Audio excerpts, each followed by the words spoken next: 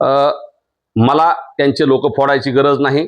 मनोजदादांचं नेतृत्व बघून, मनोजदादांचं काम बघून आणि मनोजदादांनी मुंबईला दीपक भाऊ बोराडे उपोषणाला बसलेले असताना विष्णुभाऊ कुराडे यांच्या माध्यमातून त्या एसटी आरक्षणाला पाठिंबा दिला। वेळोवेळी मनोजदादा धनगर समाजाच्या प्रश्नावर आणि धनगर आरक्षणावर सकारात्मकपणे बोलत असतात आणि धनगर बांधवांनाही वाटतं मराठा समाजाला आरक्षण मिळालं पाहिजे, म्हणून ते सुद्धा मनोजदादाच्या आंदोलनाला येतात।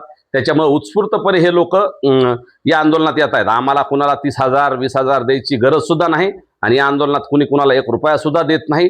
जे लोक येत आहेत ते उत्स्फूर्तपणे येत आहेत आणि आता मागच्या उन्हातल्या उपोषणात सुद्धा विष्णुभाऊ कुराडे यांच्या नेतृत्वाखाली धनगर समाज मोठ्या प्रमाणात भर उन्हात मनोजदादांना पाठिंबा द्यायला आला होता। धनगरी ढोल वाजवत ते तिथं आले होते आणि त्यांनी धनगर बांधवांनी मराठा समाजाच्या सोबत आहोत आणि मनोजदादाच्या सोबत आहोत हा सुद्धा विश्वास दिला होता।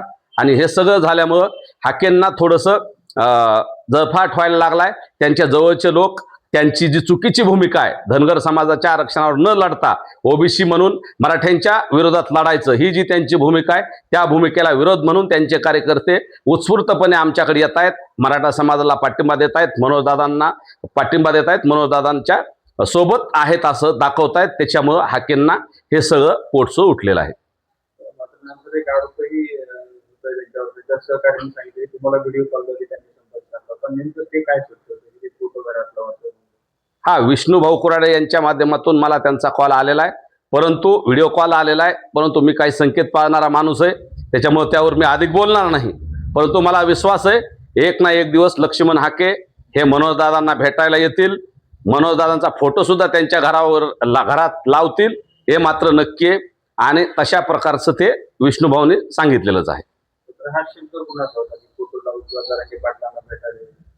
त्यांचा शब्द आहे ना, आता त्याच्यात अधिक बोलण्यापेक्षा विष्णुभाऊनी सांगितलंय ना, विष्णुभाऊनीच कॉल करून सांगितलेलं आहे, त्याच्यामुळे त्यांच्याच कॉलवरून तो व्हिडिओ कॉल आलेला आहे। त्याच्यामुळे आता जास्त उगाच बोलण्यापेक्षा मला विश्वास आहे नक्की ते मनोजदादाला भेटायला पण येतील। आता त्यांना लक्षात आलंय मराठ्यांना आरक्षण मिळालेलंच आहे, मराठी त्यांच्याही अगोदर ओबीसीत आहेत, त्याच्यामुळे त्यांची ते पूर्वीची भूमिका सोडून आता या मराठे सुद्धा ओबीसीत आल्यामुळे मराठ्यासोबत येतील, मनोजदादा सोबत येतील आणि नक्की ते मनोजदादाचा फोटो घरात लावतील आणि मनोजदादा सोबत त्यांचं नेतृत्व काम सुद्धा करतील।